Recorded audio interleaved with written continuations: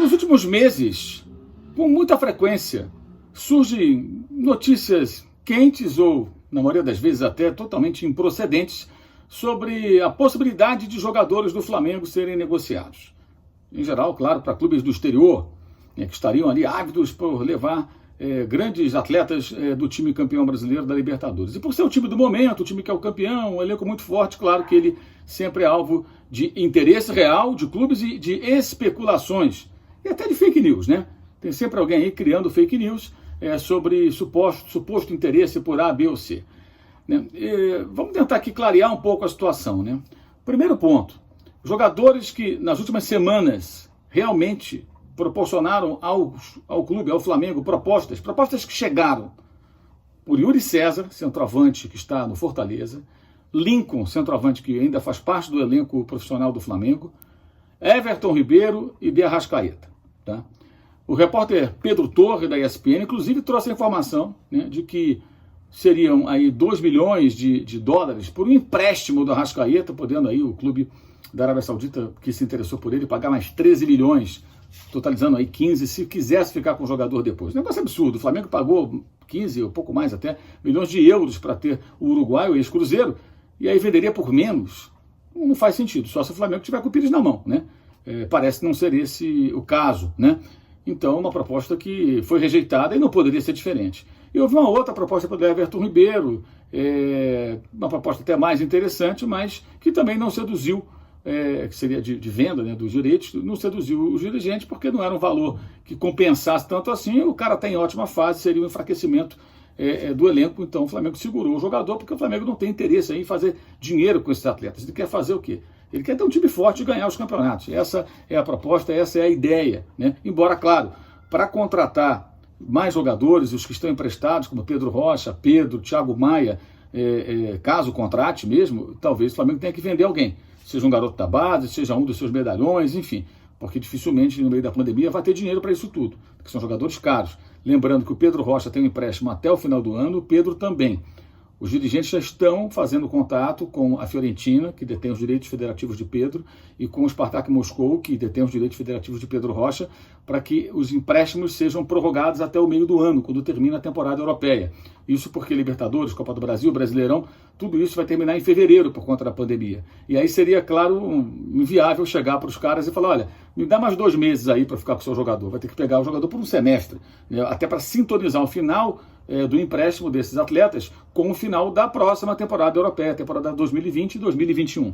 Essas negociações estão em andamento, tá? E caso o Flamengo não consiga ficar com um desses jogadores, ou com os dois, é possível até que o clube busque reforços, já imaginando essas baixas no elenco, porque justamente eles sairiam, né, caso não consigam prorrogar esses compromissos temporários, sairiam justamente nos 2 últimos meses ali, janeiro e fevereiro, onde os campeonatos, as competições irão se decidir. Então, proposta para Everton Ribeiro, proposta para Arrascaeta, Flamengo rejeitou, e Lincoln e Yuri César. Yuri César está emprestado ao Fortaleza, inclusive o empréstimo foi prorrogado de final de dezembro até o final do Brasileirão, em fevereiro. O Flamengo aceitou que o Fortaleza ficasse com o jovem atacante por mais algum tempo, faz todo sentido, né? Então, o que ocorre? Essas são as propostas, nenhuma delas é sedutora, nada chegou até agora por Gabigol, por Bruno Henrique e Gerson, muito se fala dos dois, o Benfica quer levar. Estamos gravando esse vídeo hoje, tá? Hoje, dia 11 de setembro, sexta-feira. Até esse momento, nenhuma proposta do Benfica chegou ao Flamengo. Nenhuma proposta. Pode ter tido uma conversa, uma sondagem, e aí, quanto custa e tal. Proposta, eu quero levar o jogador. É tanto, só pela imprensa portuguesa. Só saiu na imprensa portuguesa. O clube não recebeu nenhuma proposta. Nada concreto aconteceu. O Flamengo venderia um jogador para o Benfica? Acho mais difícil que venda para o Benfica. Especialmente pelos números especulados pelos colegas da mídia lá de Portugal. 30 milhões de euros pelo Bruno Henrique e pelo Gerson. A multa rescisória de Bruno Henrique gira em torno de 30 milhões de euros para o exterior. Só ele. E a do Gerson, o dobro disso. Claro, são multas muito altas. Se o Flamengo fosse vender, iria ceder um pouco desses valores? Sim, creio que sim. Mas os dois por esse valor, e pagamento ainda perder de vista, como as contratações que o Benfica vem fazendo, muito pouco provável que o Flamengo vendesse os 2 atletas por essas cifras. Muito pouco provável. Mas se, por exemplo, fosse uma proposta, vamos aqui chutar um número, tá? 20 milhões pelo Bruno Henrique, talvez vendesse, talvez pensasse em negociar, porque ele custou muito menos, custou menos de um quarto disso, né, aproximadamente. É um jogador já de 29 anos, talvez eles pensassem em vender. Mas esse tipo de proposta é só na especulação, só na imaginação. Concreto, não houve. Há interesse? É evidente que o Benfica gostaria de contar com esses jogadores, que o Jorge Jesus ficaria muito feliz de tê-los em seu elenco em Portugal. Mas a proposta para valer, ela não aconteceu. Lembrando que o Benfica contratou agora o Everton Cebolinha, vai pagar em parcelas nos próximos anos, até 2024. Contratou antes o Pedrinho, até antes do Jorge Jesus ir para lá, mas já renegociou prazos e valores com o Corinthians, porque o Ione Gonzalez foi devolvido, já foi para os Estados Unidos. Então tudo isso aí aconteceu, mas o que eu tenho dito, até é muito engraçado, as pessoas falam assim, você disse que o Benfica estava falido. Como tem gente, o cara é burro ou é mal intencionado? Eu nunca falei que estava falido, eu falei que o Benfica não nada em dinheiro, e que para o Benfica tirar o Jorge Jesus do Flamengo tinha que fazer uma loucura, oferecer um salário, uma condição excepcional. E o fez. A proposta foi excepcional, ganhando mais do que ganharia no Flamengo se continuasse no Brasil, e ele acabou aceitando. Não só pela proposta financeira, mas pela amizade com o presidente do Benfica, para poder voltar para a terra dele, ainda mais com a pandemia, né? Enquanto no Brasil os números iam crescendo muito naquele momento, em Portugal a situação era muito mais estável. Então tudo isso pesou na justa, correta decisão do Jorge Jesus. Isso aí é inquestionável, o direito dele de voltar, isso aí eu sempre falei. Mas o Benfica não nada de dinheiro. Aí o pessoal fala muito da venda do João Félix, por 120 milhões de euros para o Atlético de Madrid. Isso foi lá atrás. Esse dinheiro não vai durar a vida inteira. Né? E o Benfica teve, como todos os clubes do país, em Portugal e do mundo, né? Problemas sérios. É um clube que tem, por exemplo, a questão do sócio, tem mais de 200 mil sócios torcedores. Houve uma queda no faturamento, porque algumas pessoas se afastaram, porque não tinha jogo. E depois, quando voltaram os jogos, o cara não pode ir no estádio. Então, se ele teve uma queda de renda, começa a cortar esse tipo de coisa. Aqui no Brasil também, os clubes perderam associados, então houve queda de receita, perdeu a bilheteria, perdeu o sócio-torcedor, correu o risco de perder o patrocinador master, mas conseguiu renovar por mais uma temporada, que foi muito importante. Né? Eu até apurei a informação que o patrocinador master até tinha comunicado extraoficialmente que não deveria renovar, mas renovou, então isso foi importante para o Benfica, mas não resolve todos os problemas. Então o Benfica, para contratar esses jogadores, teria que chegar com mais força, com um cacife maior, e isso não aconteceu. Sequer foram apresentadas propostas oficiais ao Clube Carioca pelos atletas que interessariam ao atual time do técnico Jorge Jesus. Então esse é o cenário. Muito boato, pouca proposta. Pode vender algum jogador? Sempre é possível. Vai vender alguém? Eu acho que em algum momento vai negociar um ou outro jogador, até para poder contratar outros. Agora, nada chegou até hoje por Gabigol, nem pelo Bruno Henrique, nem pelo Gerson oficial. Arrascaeta e Everton Ribeiro, sim, como vários companheiros na imprensa divulgaram. Citei aqui o Pedro Torre, que passou para mim, tem esses números que ele apurou. Esses despertaram interesses do chamado mundo árabe, o Flamengo rejeitou.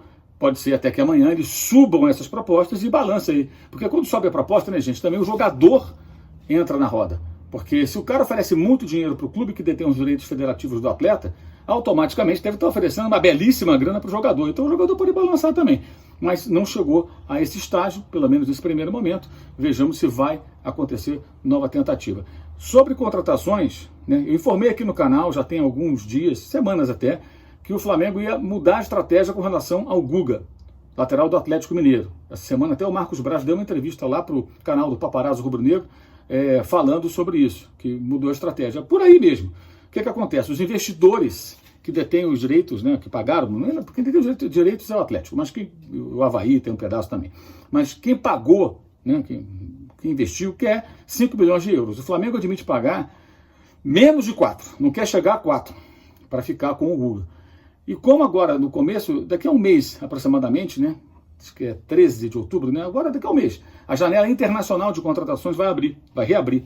Então, é a possibilidade de você buscar jogadores lá fora, de repente um outro lateral, brasileiro ou estrangeiro, que possa preencher essa lacuna no elenco. Ao mesmo tempo, o João Lucas, quando entrou, não foi mal, o Mateuzinho começou a pegar algumas horas de voo, ou seja, os suplentes do Isla, que chegou agora recém-contratado, parece que conseguem segurar a onda entrando no time quando necessário, por essas próximas 4 semanas, pelo menos até a janela se abrir. E mais, a janela se abrindo daqui a um mês não significa que você tenha que esperar o mês que vem para pensar no jogador. Você pode até escolher quais são os seus alvos e quando a janela reabrir você vai atrás. Explicando até que o Isla só pôde ser inscrito agora porque ele estava sem contrato.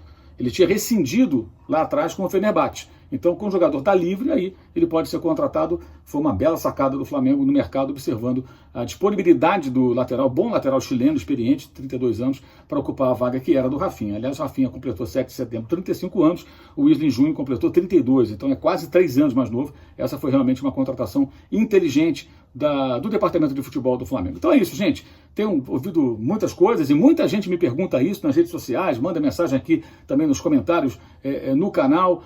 Mas vai embora fulano, Ciclano tem proposta, o Gabigol vai não sei para onde. Então a realidade hoje é essa. Recebeu propostas, rejeitou essas propostas, até agora essa é a realidade. O que vai acontecer depois? Aí são adivinhar o futuro. Quando o futuro chegar e novidades acontecendo, a gente vai estar trazendo para vocês, ok? Saudações.